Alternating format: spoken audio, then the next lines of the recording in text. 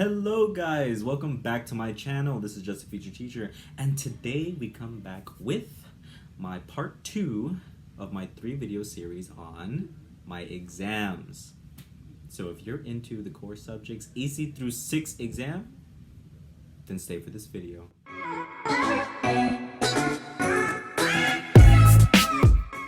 Okay, so if you clicked on this video, it's because you want to know some tips about the core subjects EC through 6 exam, which I just so happen to have taken. Now, if you haven't seen my first video on the PPR exam, I want you to go take a look at that because those tips are actually very useful even for this video.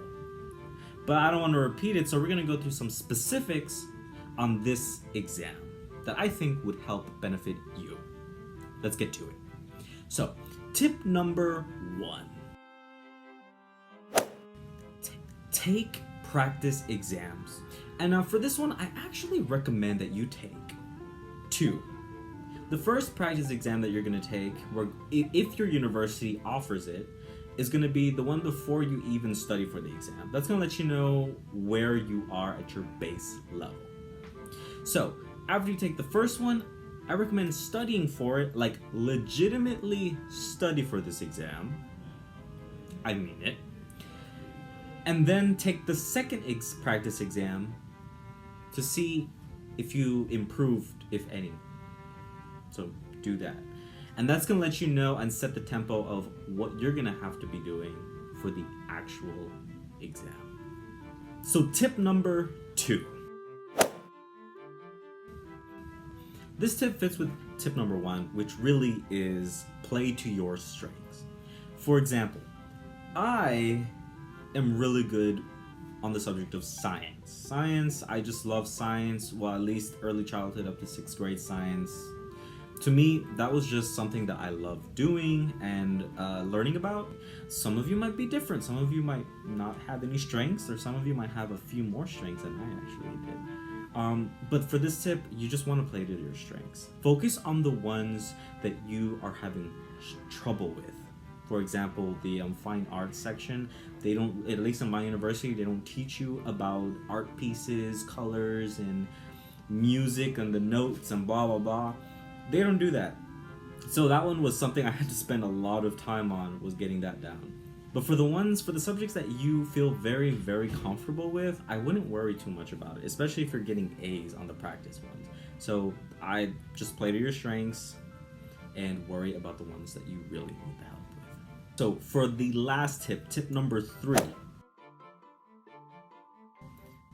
This one is usually something that you want to do before and even after the exam. That is, have the correct mindset. Now, this exam, out of all 3 that I've taken, this exam was the hardest exam. It was just the hardest exam. I literally had like an anxiety attack after I got into my car after taking this exam because of how stressed and how intense this exam was. And so you really want to just have the correct mindset and just really relax. You want to relax yourself and just do the best that you can. If you need some vodka cranberry, then do that, because that's going to help keep you mellow. But really just take your time and really, if I'm a procrastinator, so on this exam, I wouldn't recommend procrastinating at all. You really want to take your time and you really want to give that good quality studying for this exam. After you take the exam, I recommend that you just take your mind off of it. Do things that you like doing. If you need to hang out with friends over the weekend, something to keep your mind off this exam, because you won't know, depending on when you take it, you won't know until like a few days later. Like I took my exam on a Tuesday, I didn't find out my scores until Friday morning. So you really want to just, after the exam, take your time, take your mind off of it and just chill and relax. Even if you don't pass, or pass one of them, just chill and relax. Just a disclaimer for this specific exam, they changed it from the past where you just had to get a cumulative score on all 5, and then whenever that total was and you met the criteria, you would pass. Now things have changed big time. And what I mean by that is, now it doesn't matter if you failed, maybe you did poorly on the social studies section, but you did great on every other thing.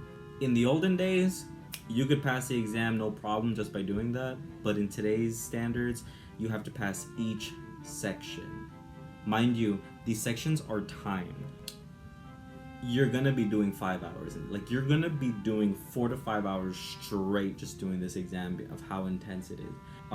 Note that even if you pass all 4 except 1, it doesn't mean that you pass the exam. You still have to pay, at least I paid $118. You're still gonna have to pay $118 to take that one part that you missed. And so, do your best.